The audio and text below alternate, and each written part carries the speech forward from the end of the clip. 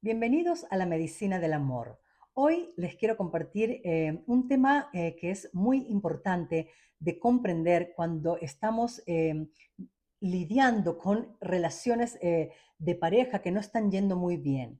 Independientemente de que estén conviviendo o que estén casados y que tengan allí conflictos, ¿no? Problemas que no logran entenderse del todo o que estén en el proceso inicial, digamos, ¿no? Cuando conocemos a alguien y queremos poder concretar esa relación amorosa, pero también las cosas no van fluyendo muy bien.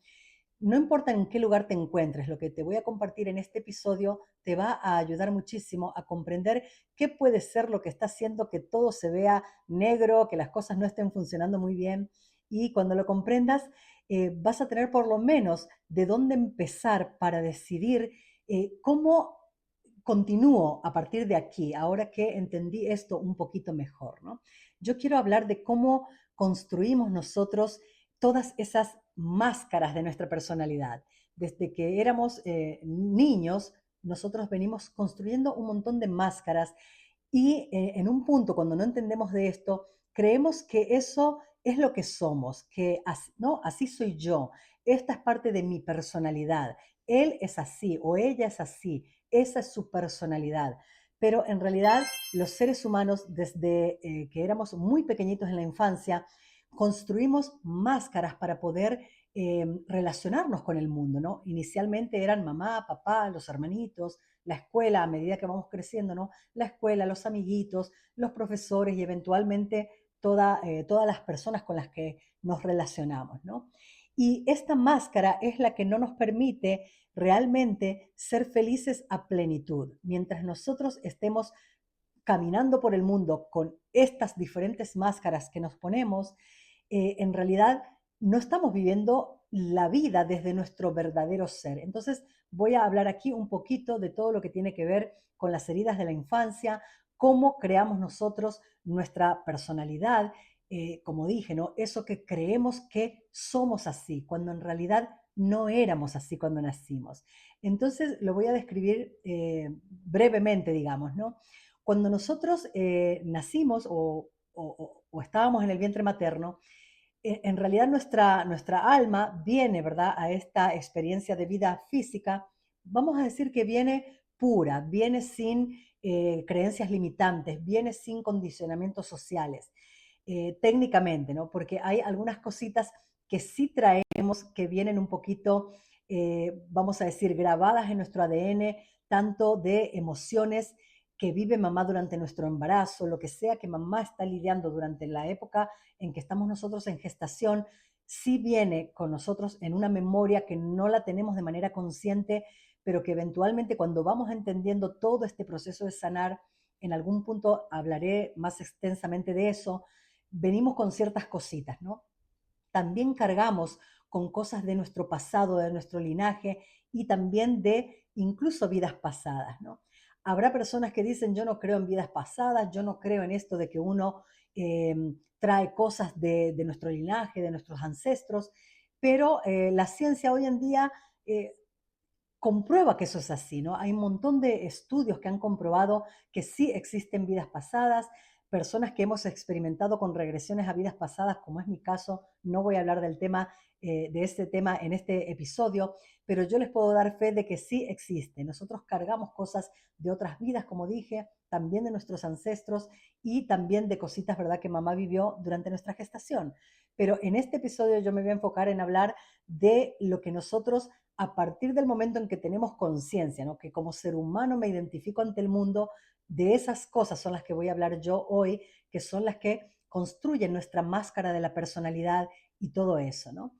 Entonces, bueno, voy a explicar brevemente la parte, vamos a decir, técnica, ¿no? Cuando nosotros nacimos, veníamos perfectos, puros, vamos a decir que técnicamente éramos como la computadora cuando te la entregan nuevecita de paquete que viene vacía, ¿no? Y tú empiezas a cargarle programas y todo eso que quieres.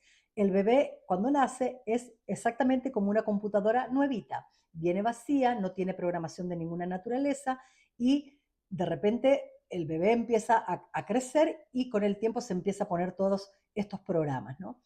Pero nosotros cuando nacemos, antes de ir a todo lo demás, quiero explicar que nosotros, como venimos vacíos, no tenemos ningún tipo de condicionamientos, el bebé en realidad viene un poco, vamos a decir, con un aspecto un poco egoico, ¿no? Lo voy a mencionar así, no porque la criatura sea ni mala ni buena, ni que sea egoísta, como se entiende esa palabra, sino que simplemente el bebé por instinto sabe que si llora le van a dar de comer, si tiene frío, de alguna manera llorando, la mamá intuitivamente comprende qué es lo que le pasa al niño y no, lo cubre, eh, le quita el frío si es que es lo que tiene frío, o le quita la ropita si es lo que tiene calor.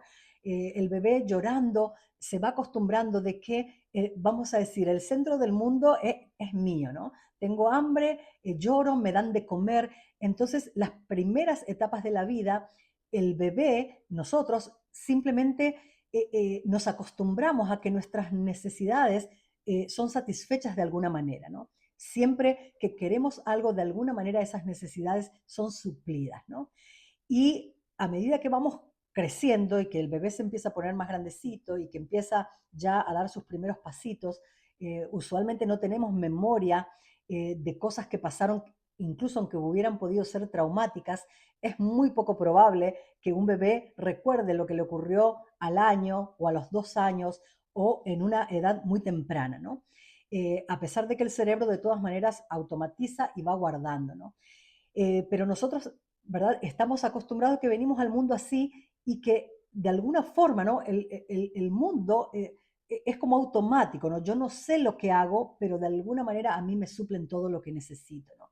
Y esto tiene que ver con que el cerebro nuestro está diseñado para ser automático. Nuestro cerebro no está diseñado para darnos lo que nosotros queremos de manera, vamos a decir, yo sé que esta mujer quiere encontrar el amor de su vida y que la quiere, que la apapache y que le dé todo lo que ella quiere y por ende se lo voy a dar, ¿no? Mi cerebro puede creerlo de manera consciente, yo puedo quererlo de manera consciente, pero el cerebro por diseño, su finalidad es preservar nuestra vida, ¿no? Preservar nuestra vida y conservar energía, básicamente, ¿no? Sin extenderme mucho en términos técnicos. Entonces, ¿qué es lo que ocurre? Nosotros operamos en realidad desde el 95% o más de lo que está automatizado en nuestro subconsciente y el consciente, eso que yo creo querer o que yo pienso que yo sé de la vida, que es el consciente, opera desde una mínima parte que incluso los expertos, ¿no? Los científicos debaten que ni siquiera llega a un 5%. Hago este énfasis inicial porque es importante entender por qué las cosas que nos pasan nos ocurren. Y es una razón muy simple. Desde que nosotros nacimos, el cerebro, esa parte inconsciente, el 95% que opera desde donde yo no puedo ver, automatizó todo desde que nosotros nacemos, ¿no? Entonces empieza a guardar ahí toda la información de lo que sea que nosotros vivimos. Cuando mamá me retó, cuando papá abandonó a mamá, cuando papá me pegó con el cinto, cuando mi amiguita me hizo el feo delante de todos los compañeritos, y así va guardando todo eso de manera automática. Se queda allí para preservar energía y uno de manera consciente a lo mejor al día siguiente se le olvidó o si un trauma fue valga la redundancia, muy traumático, muchas veces incluso lo bloqueamos para no sufrir, para no sentir dolor, se bloquea de manera consciente, pero va a parar ahí en el inconsciente. Y es ahí donde nosotros vamos acumulando en esta cajita que yo mencioné en mi episodio anterior, en esta cajita de supervivencia. Yo la llamo de supervivencia. Cuando sin saber por qué vamos acumulando en esa cajita todas nuestras experiencias y todas nuestras creencias y todo lo que vivimos, ¿no? Va a parar allí. En esta cajita de supervivencia va a parar en ese 95%.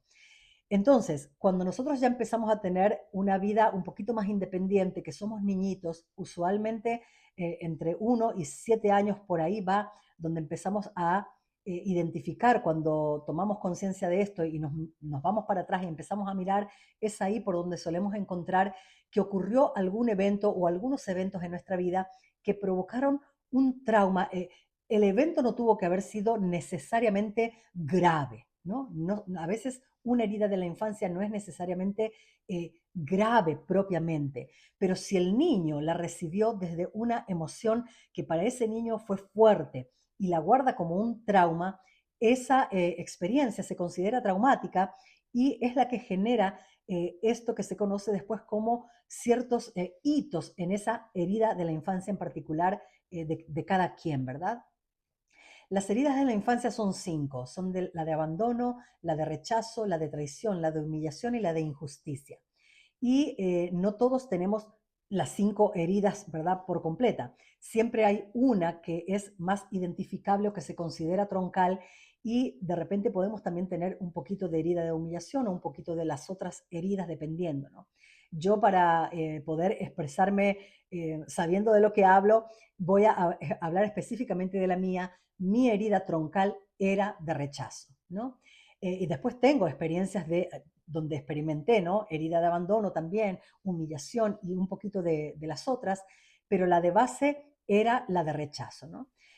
Entonces, para que entiendan un poquito cómo se crea una herida, les voy a contar mi experiencia. Y bueno, ya arranco aclarando que papá y mamá no tienen la culpa. Por mucho de que nosotros intentemos como padres, si son padres los que me están escuchando, viendo, saben que uno nunca hace de manera intencional, ¿no? Te voy a crear una herida, mi niño, ¿no? Nadie lo hace con intención. Todos somos seres que estamos heridos a lo largo de nuestra vida, incluso aún sanando todavía. El proceso de sanar es largo y mucho menos cuando no se entiende, ¿no?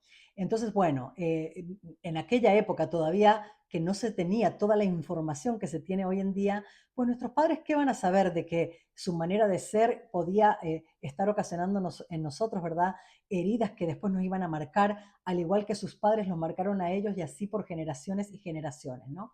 E incluso hoy en día, con toda la información que tenemos y por mucho de que intentemos ser padres perfectos, no vamos a poder evitar crear algún tipo de herida en los niños. ¿Por qué? Porque el niño, cuando ya empieza a crecer y ser independiente, empieza a mirar la vida desde su filtro personal. Todo ser humano mira la vida desde donde yo la estoy viendo, ¿no? Yo como niño, yo como mamá, lo que sea.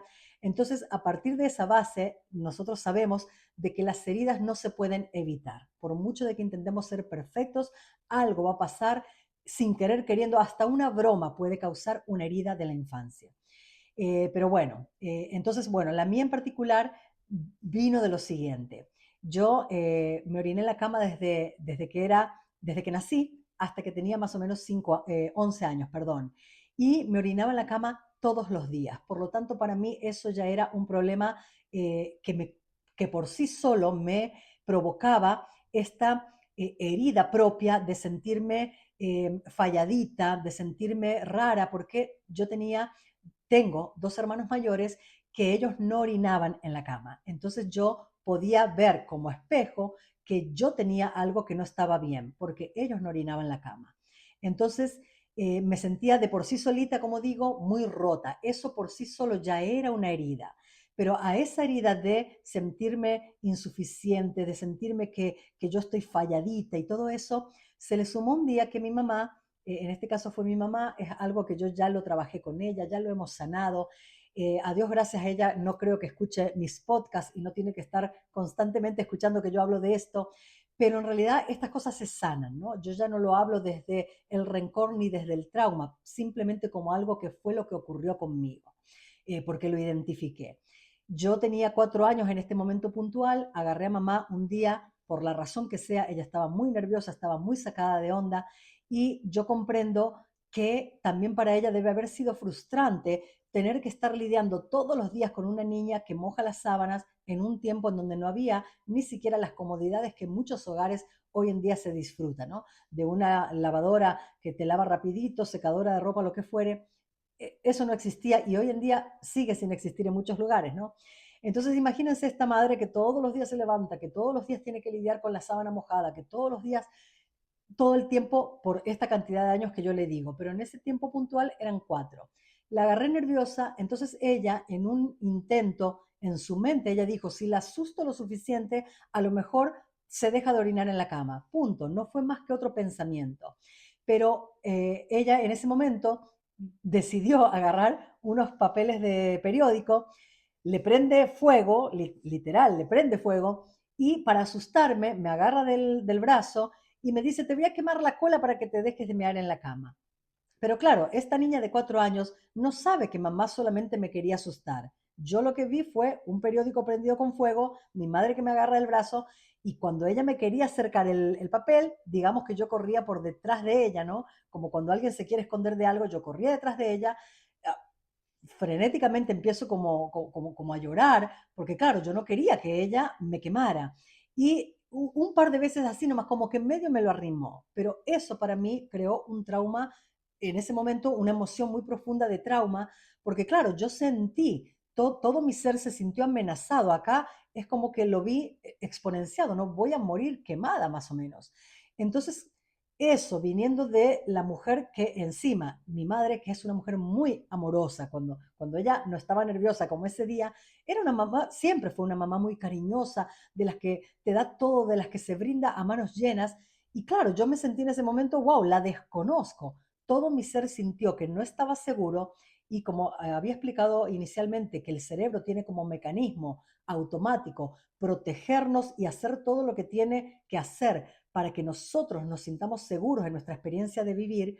Por ejemplo, que si viene un león, el cerebro está automatizado para que tú digas peligro y salgas corriendo, ¿no?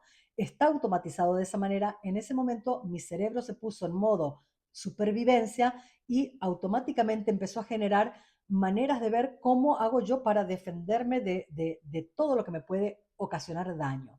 Como ese evento para mí fue traumático, yo recuerdo que a partir de ahí creé una máscara, ¿no? Un mecanismo de defensa donde yo ya no era la misma niña, literal. Yo empecé a ser una niña que estudiaba a las personas, estudiaba a mi mamá, empecé a estarme como adelantando, ¿no? Para que nunca más mamá vuelva a agarrar un periódico y me quiera quemar, ¿qué tengo que hacer yo o qué puedo hacer yo para que esto no vuelva a ocurrir?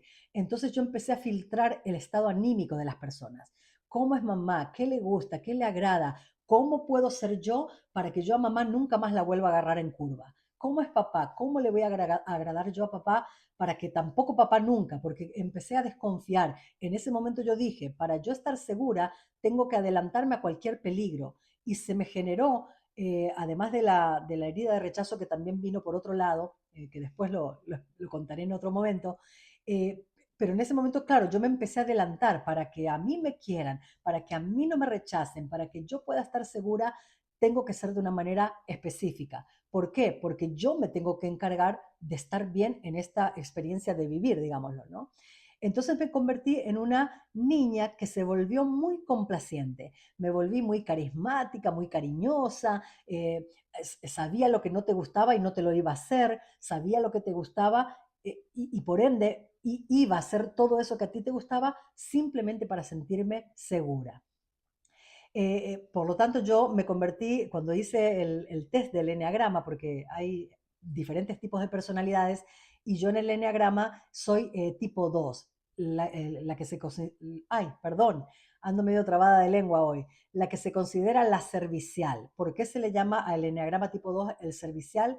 Porque es esa persona que para agradarte, incluso para conseguir lo que uno mismo quiere, tú eres servicial, o sea, tú entregas por demás, tú lo das todo, tú eres la que si te invitan a un lugar, aunque no quieras ir, dices que sí. La que si sabes que a esta persona le gusta esta comida, aprendes a hacer esa receta para dársela porque sabes que de alguna manera te lo vas a ganar, ¿no? Vas a ganar ese favoritismo.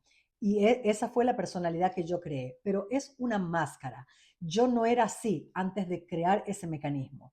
Yo era una niña traviesa que me sentía segura en el mundo, que probablemente tenía una personalidad que a lo mejor no iba a estar dando de mí o desviviéndome por agradar a nadie antes de que ocurriera ese evento en particular que hizo que se generara esta máscara. Ahí es cuando yo hablo y digo que por qué nosotros sufrimos en el amor, porque estamos llenos de estas máscaras. Sufrimos porque tenemos que sanar la herida inicial, porque nosotros originalmente no éramos lo que después entre comillas, fuimos, ¿no? Esa persona que tiene esta personalidad, ya sea que es carismático o no, ¿no? Hay personas, por ejemplo, que construyeron su máscara diferente. A lo mejor el niño o la niña originalmente era súper extrovertido, muy parlanchino. Yo tengo un hijo que es así, habla y habla y habla y habla hasta por los codos. Y yo no dudo que a lo mejor en algún momento, no me lo ha verbalizado así, pero yo no dudo de que en algún momento él pudiera haber sentido eh, algún tipo de herida, porque en algún punto yo estoy segura que le hemos dicho, ok, para un poquitito de hablar que tu hermana quiere hablar, ¿no? Se le puede ocasionar una herida de algo tan simple como eso, ¿no? Y hay niños que son así, que son extrovertidos, que te quieren contar todo o que de repente son por naturaleza, ¿no? Por su esencia, eran así de venir y querer contarte todas sus experiencias y yo he escuchado, ¿no? Personas que comentan que de repente cuando iban y querían expresar de niños lo que le pasaba y venían llorando, les decían, otra vez estás chillando, otra vez, o si era varoncito, ¿no? Los hombres no lloran, deja de chillar. Yo lo hice con mi hijo mayor. um, bueno, cositas así, ¿no? Y entonces este niño o niña que se le priva de poder expresarse, de repente crea una máscara, se siente rechazado, se siente abandonado, o lo que sea que ocurre en una circunstancia particular, y de repente desarrolla la máscara, ok, me siento rechazado, me siento abandonado, me siento humillado por ser como soy, voy a levantar una muralla, ¿no? Una barrera, creo una máscara en donde yo a partir de ahora voy a dejar de expresar lo que siento, voy a dejar de andar chillando y buscando que me vengan a consolar o que me comprendan y se vuelven completamente independientes y una persona que a lo mejor ustedes conocerán o serán tal vez ustedes mismos, una persona que de repente parece no necesitar de nadie porque se acostumbró a solito venir y darse eso que en un momento creyó que no lo podía obtener de mamá, de papá, de los hermanos o de quien fuere, ¿no? Todas las máscaras son diferentes dependiendo de esa experiencia vital que esa persona tuvo en un momento puntual de la infancia, ¿no? Si a esto le sumamos, y vuelvo a mi caso, cuando ocurrió este incidente con mamá, al poquito tiempo, no sé cuánto habrá pasado, pero mi mamá regresa abrazándome y llorando, porque mi mamá era muy, cuando ella se arrepentía de algo, ella era muy llorona. Y siempre que expresaba ese cariño así, cuando ella se arrepentía de algo, ella solía llorar. Entonces ella viene y me explica que ella nunca me quiso lastimar, que ella jamás me hubiera hecho eso, que solo me quería asustar para ver si con el susto yo dejaba de orinar en la cama. Entonces ella viene y me apapacha después de ese incidente, ¿no? Y claro, en ese momento yo que estaba vulnerable, que yo estaba, que me sentí toda asustada, pero cuando regresa mi mamá, esa mamá verdadera, que yo sé en el fondo que me amaba, y me acaricia, no, y me apapacha, me reconfirma que ella me ama, en ese momento también uno empieza a hacer, sin darse cuenta, estas asociaciones que van directo a grabarse en el inconsciente, en esa cajita de supervivencia. Que tú puedes ser maltratado en un momento, que te puede pasar algo malo con alguien que tú amas, pero que cuando esa persona viene y te reconfirma que sí te ama, porque te apapacha, porque te da ese cariñito que siempre te dio, entonces tú también empiezas a guardar en esa memoria de nuestra computadora en el cerebro de que el amor es eso, de que el amor puede venir con abuso de algún tipo, pero que la persona te ama. ¿Cómo vas a dudar tú en tu relación de pareja en el futuro, ¿no? Cuando ya nos vamos al futuro, que estás en una relación de pareja donde esa persona de repente te dice algo que te hiere, te humilla, te maltrata, te es infiel o lo que sea, pero después regresa arrepentido o arrepentida y te apapacha y te trae el ramo de rosas o la reconciliación candente bajo las sábanas y te da todo ese cariño, claro, la niña que vivió esa experiencia dolorosa en su momento, pero también la vivió como parte de lo que es una dinámica de amor, en su vida adulta considera eso es el amor. Porque qué otro, de dónde otro lugar yo podía comparar, ¿verdad? Lo que yo creí que era el amor. Lo que yo creí que era el amor lo creí en mi infancia. Y así después lo repliqué en la vida adulta, porque eso es lo que ocurre. Lo que se vivió en la infancia y lo que yo creí que era el amor, lo replico en mi vida adulta. ¿Y por qué lo replicamos? Y trae dolor, así como trajo dolor en mi infancia, trae dolor en la experiencia ya adulta de vivir el amor, trae ese dolor porque lo que estamos buscando a través de estas relaciones que nos espejean y que nos están mostrando nuestras heridas es que sanemos y volvamos a ser, eh, ¿no? A rescatar, a restaurar esa esencia pura que se perdió cuando ese evento ocurrió, ¿no? Y no es solo ese evento más todo lo que creí a lo largo de mi vida, porque va todo junto, ¿no? Esta misma niña que vivió esa experiencia, de repente también se llenó de creencias limitantes a medida que íbamos creciendo, ¿no? Por ejemplo, en mi caso, yo era una niña súper idealista, que yo creía en el amor.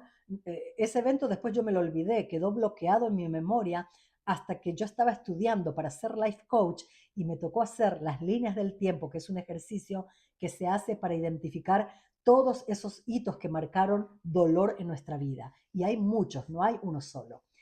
Eh, y ahí cuando uno va marcando, uno se va dando cuenta, un montón de cosas que ocurrieron en mi vida que conformaron todo lo que yo creí que era el amor, tanto bueno como malo, ¿no? Entonces, cuando yo iba creciendo, como yo era por naturaleza romántica, que quería experimentar el amor, que me encantaba cuando era amada, cuando era apapachada, que ya me gustaba dar esas muestras de cariño. ¿Por qué me gustaban? Porque cuando yo aprendí a través de mi máscara a decirle a mi mamá, ay mamá, qué linda que estás, te quiero mucho, ella se complacía y claro, mi alma sentía agrado de ver que mamá era feliz cuando yo la apapachaba, ¿no?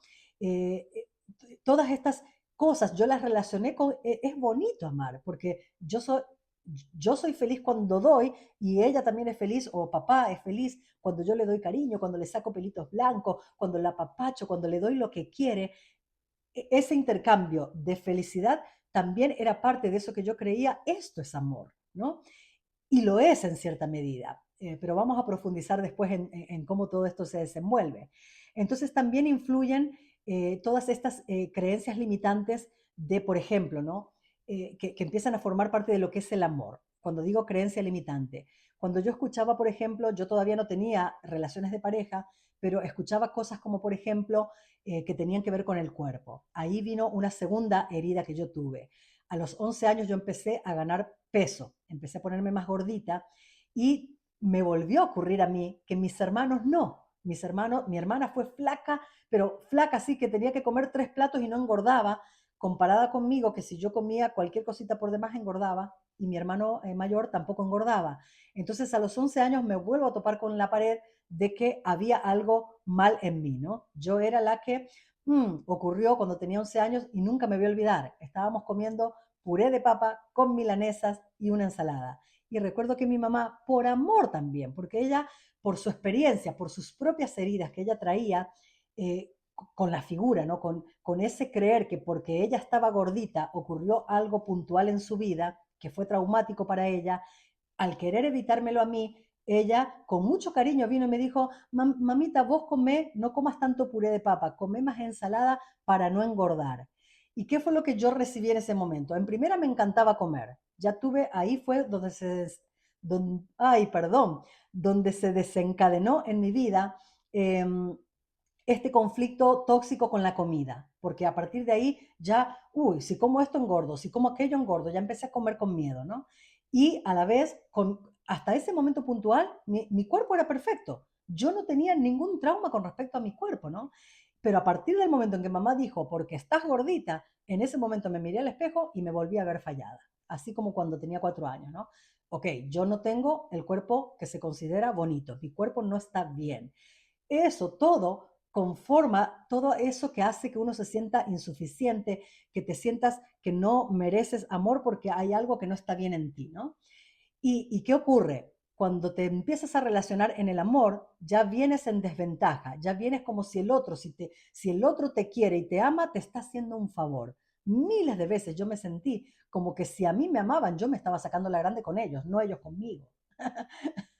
Ay, Dios mío, ahora que me acuerdo me mato de la risa, ¿no? Pero bueno, todo eso, ¿no?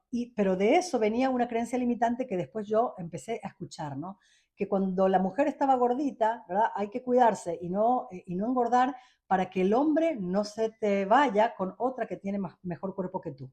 Incluso yo recuerdo cuando estaba casada con mi tercer marido, todavía no era life coach, estaba recién casada.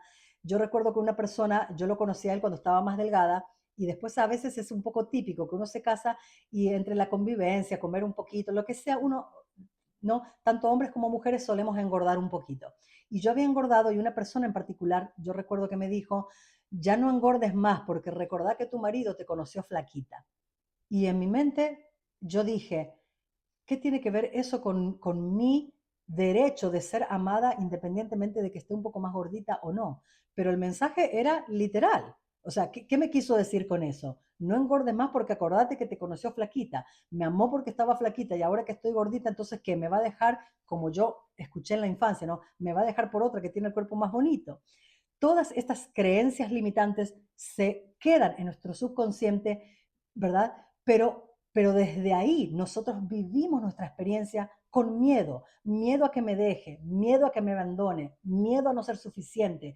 Y en esa experiencia de querer ser validada, de querer ser amada, de querer tener una relación de pareja saludable y todo eso, una empieza a vivir las relaciones desde esa máscara que uno creó, cada quien la suya, que creamos, y entonces en vez de experimentar el amor como algo que es agradable, terminamos experimentándolo con dolor. ¿Por qué el dolor? Porque no estoy siendo yo. Porque al final me voy al gimnasio para tener el cuerpo perfecto y aunque logre tener el cuerpo perfecto, no era porque yo lo quería, era para complacerte, para que tú me veas bien, para que tú no me dejes. Totalmente pérdida de confianza, totalmente viniendo desde una inseguridad. Entonces, no es lo que hacemos con nuestro cerebro consciente. Mi cerebro consciente dice varias cosas a la vez. Yo me quiero ver bonita porque me quiero ver bonita. Es una verdad. Yo quisiera hasta el día de hoy tener los cuadritos acá, marcaditos, ¿no? Que no los tengo. Pero cuando uno dice, yo quisiera tener ese cuerpo y una cree, ¿no? Yo lo quiero tener porque yo lo quiero tener. Pero en el fondo debajo están todas esas capas de que el cuerpo que tú tienes no es bonito lo suficiente. En realidad lo quieres tener porque crees que si lo tuvieras no estarías pasando los problemitas que pasas en tus relaciones de pareja.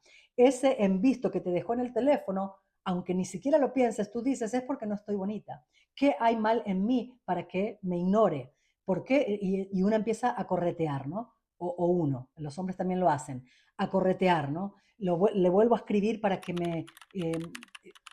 venga, porque claro, yo quiero ser amada, quiero ser validada. ¿Qué hay malo en mí para que tú no me quieras, ¿no? Y entonces empezamos a saltar cada día varas más altas que nos va poniendo esa pareja que llega a nosotros precisamente porque hasta que no veamos qué es lo que tenemos que sanar y no hagamos el trabajo literal de ver esas heridas y sanar a profundidad para que cuando yo esté, cuando finalmente, vamos a decir que sanar técnicamente es ir y ver dónde estuvo nuestro niño o nuestra niña herida y yo voy y lo rescato de ahí. Sanar propiamente es decir, ok, lo que no te dio mamá, lo que no te dio papá y lo que te pasó a lo largo de tu vida que no te agradó, eso ya quedó en el pasado, pero yo ahora, desde mi lugar de adulta, a ti, mi niña que todavía sigue herida en mi interior, yo voy a darte todo eso, yo te voy a validar, yo te voy a dar el amor que tú estás queriendo que te dé el otro, yo te voy a validar que tu dolor pasado fue real para ti, ¿no? Una se autoperdona. Incluso cuando uno dice, cuando hablamos de perdón, no va necesariamente de perdonar al otro o de perdonar a mamá por lo que me hizo, de perdonar a papá por lo que me hizo. El perdón verdadero viene de decir, yo me perdono a mí misma por a lo largo de la vida, sin querer, porque todos somos niños heridos, sin querer te abandoné, yo te abandoné, ¿no? Cuando uno es adulto y uno lo puede comprender, dice, yo me perdono por haberme quedado en una relación tantos años viviendo una dinámica que no me agradaba porque no supe cómo irme de ahí. Eso, todo eso es parte de sanar nuestra niña o nuestro niño herido, ¿no? Y eso es sanar, es ir y decir a ese niño que alguna vez se sintió abandonado, ahora tiene la adulta o el adulto que comprende qué es lo que le tengo que dar para que esté, para que se sienta bien, para que esté bien, para que se sienta contenido, para que no se sienta. Y a partir de aquí, cuando vuelva a toparse con situaciones donde ve maltrato, donde ve que le están tratando mal, donde ve que lo están humillando, donde ve que la están ignorando, que yo como adulta pueda contenerlo, ¿no? Contenerlo es una manera literal, es como una dupla. Siempre el niño interno vive dentro de nosotros, porque toda la tarea está en volver a la esencia original, ¿no? Pero como ya nos contaminamos a lo largo de la vida, ese niño interior es nuestra referencia de a dónde tengo que regresar para recobrar mi plenitud perdida. Y como adulta, entonces yo recuerdo al niño, a ese niño que era perfecto, lo recuerdo y a partir de aquí le voy a dar lo que necesita. Yo. Entonces, cuando yo le doy a mi niña todo eso que ella hubiera querido tener en la infancia, lo que no le dieron, yo la valido, yo le doy lo que ella precisa, es cuando yo cambio internamente y por ende todo lo que yo pienso se reprograma y yo empiezo de a poquito, no es un trabajo que se haga de la noche a la mañana, toma tiempo, pero es a partir de ahí que al cambiar yo todo lo que reprogramar esas creencias limitantes, porque ahora veo que eran creencias nada más, que no eran una verdad. Esa máscara que yo edifiqué no era mi yo verdadero. ¿Sigo teniendo la misma personalidad? Sí, sigo siendo la misma mujer servicial, sigo siendo la misma mujer cariñosa, pero ahora yo como adulta, porque ya sané, decido cuándo doy y cuándo no doy, porque ya no doy cuando no quiero. Antes yo daba, aunque no quisiera, para, para que me quisieran, para que no me dejen, para todo eso que ya expliqué. Cuando uno sana, uno da, pero da si quiero verdaderamente dar. Si no quiero dar, ya no tengo miedo de que me abandonen, por lo tanto, doy desde mi plenitud. Eso es todo el contexto de sanar, pero son temas tan amplios que yo no quiero hacer mis episodios exageradamente largos, entonces trato de cubrir, en este episodio traté de cubrir cómo es que se genera esa herida, cómo es que se genera la máscara y por qué cuando estamos viviendo desde esa máscara nuestras relaciones suelen ser relaciones dolorosas, relaciones que no comprendemos, simple y sencillamente porque mientras no comprendemos que tenemos que sanar y hacemos el trabajo de sanar, nuestras relaciones siempre van a ser así, se repiten en bucles, se repiten no como patrón. Cambia la cara de la persona, pero no cambia lo que ocurre. Por el contrario, vas cambiando de una pareja en otra y en vez de ser menor el problema, usualmente se intensifica porque si no lo viste con esta relación, parecería que el universo dijera, ok, se lo vamos a dosificar y agrandar un poquito a ver si en esta lo ve. Yo, por ejemplo, en mis dos relaciones primeras que terminaron en divorcio, no lo pude ver. La primera tuvo una dinámica, la segunda intensificó ciertas cosas que me lastimaron más y no lo pude ver, terminó en divorcio. La tercera fue una dinámica totalmente diferente, pero tampoco lo pude ver. En otro episodio voy a contar cómo fue que yo finalmente llegué al punto de decir, ok, ahora vi lo que tenía que ver y ahora sí verdaderamente sané. Pero lo dejo para otros episodios. Y entonces, bueno, esa es cómo se genera esta herida de la infancia y cómo es que creamos esa máscara que es la que verdaderamente tenemos que mirar y sanar para que eventualmente podamos vivir el amor desde otro lugar, que lo podamos vivir en plenitud. Y voy a cerrar diciendo, para los que están viviendo una relación que está difícil, que la ven totalmente negra, créanme que si ustedes se toman, vamos a decir, hay relaciones que sí son salvables, que se pueden salvar, no todas están destinadas a terminar en divorcio, pero hay que darse a la tarea de querer sanar, porque es algo que se tiene que querer. Si uno permanece en ese plan de víctima, yo soy víctima y tú eres victimario, ¿verdad? Y tú tienes la culpa y toda esa situación, los víctimas nunca llegan a nada, a ningún final feliz, nunca. Los víctimas simplemente se convierten en una especie de repelente. Ustedes a lo mejor conocerán una que otra persona que siempre está en el victimismo, que siempre se queja de algo, que siempre, y uno se repele, ¿no? Así sea una amiga, así sea tu madre, tu padre, tus hermanos, quien sea. Lo mismo ocurre con la pareja. Cuando nosotros estamos varados en ese yo, ¿verdad? Soy la víctima y tú eres el que tiene que cambiar, se genera esa dinámica de repelente, ¿no?